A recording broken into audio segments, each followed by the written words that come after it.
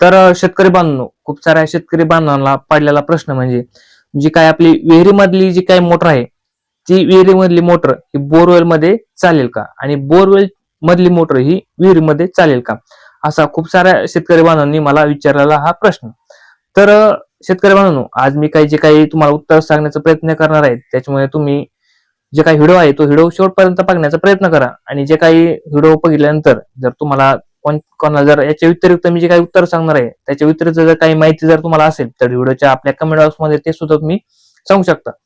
तर शेतकरी बांधवांनो, जर तुम्हाला बोरवेल ची जी काही विहिरीमधली मोटर आहे ती विहिरीमधली मोटर ही बोरवेल मध्ये जर टाकायची जर असेल तर तुम्ही त्याच्यामध्ये टाकू शकता. परंतु जी काही विहिरीमधली जी काही मोटर आहे त्या मोटरीचं पंपचं हेड हे कमी असतं. आता खूप साऱ्या शेतकरी बांधवांनी हे 30 मीटर निवडलेलं असतं आणि कोणी कोणी जास्तीत जास्त 50 मीटर निवडलेलं असतं. आता जास्तीत जास्त शेतकरी बांधव हे 30 मीटर निवडत असतात. आणि हे 30 मीटर तुम्हाला जर तुमच्या बोरवेल मध्ये जर टाकायचं असेल तर तुमचा हा बोरवेल जास्त खोल नसला पाहिजे.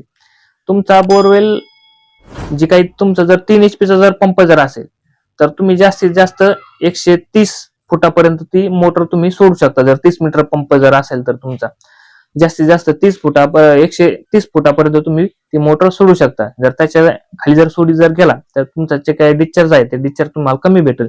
कंपनी तर तुम्हाला फक्त 100 फुटापर्यंतच रिकमेंड करीत असते.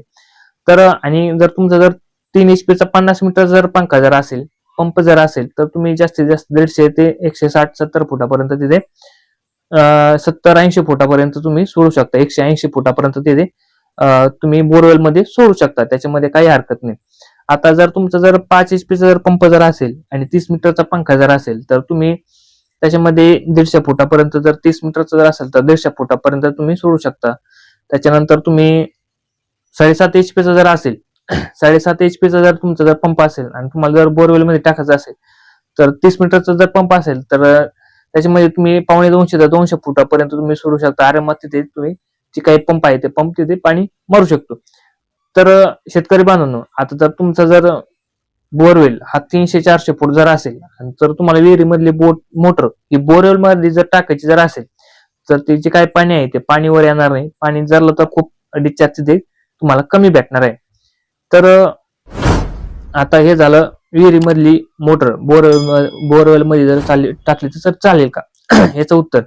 परंतु खूप साऱ्या शेतकरी बांधवांना असं सुद्धा करायचं आहे की जी काही बोरवेल मधली मोटर आहे ती विहिरीमध्ये टाकली तर जमेल का. तर शेतकरी बांधवांना, तुम्हाला जर टाकायची असेल तर तुम्ही काही हरकत नाही, त्याला काही इफेक्ट होणार नाही. जी काही बोरवेल मधली मोटर आहे ती तुम्ही टाकू शकता. कारण बोरवेल मधलं जे काही हेड आहे, आता खूप सारे शेतकरी 30 मीटर घेतात, कोणी 50 घेतं, कोणी 70 मीटर घेतं.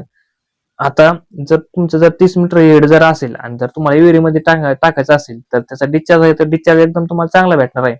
परंतु जे काही 70 मीटरचं हेड आहे ते 70 मीटरचा हेड तुमचा जो काही बोरवेल मध्ये तुम्हाला डिस्चार्ज येत होता तसंच त्याचप्रमाणे फक्त काही 10-5% वाढून तुम्हाला तिथे पाणी तुम्हाला जास्त तिथे भेटू शकतं. कारण जी काही मोटर आहे ती मोटर जास्त खोल नसते.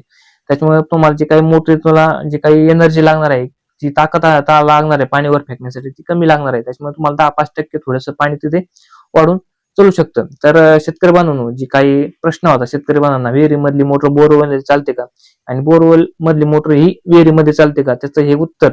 तर शेतकरी बांधवांनो, याच्या व्यतिरिक्त जर तुम्हाला जर माहिती जर असेल, मी जी काही सांगितलेली त्याच्या व्यतिरिक्त जर कोणाला माहिती जर असेल तर आपल्या व्हिडिओच्या तुम्ही कमेंट बॉक्स मध्ये तुम्ही सांगण्याचा प्रयत्न करू शकता. आणि व्हिडिओ मधली माहिती जर तुम्हाला जर आवडली जर असेल तर व्हिडिओला नक्की लाईक करा आणि अशाच माहिती पूर्ण व्हिडिओ पाहण्यासाठी आपल्या चॅनलला नक्की सबस्क्राईब करा. भेटूया अशाच महत्त्वपूर्ण व्हिडिओ मध्ये. तोपर्यंत धन्यवाद.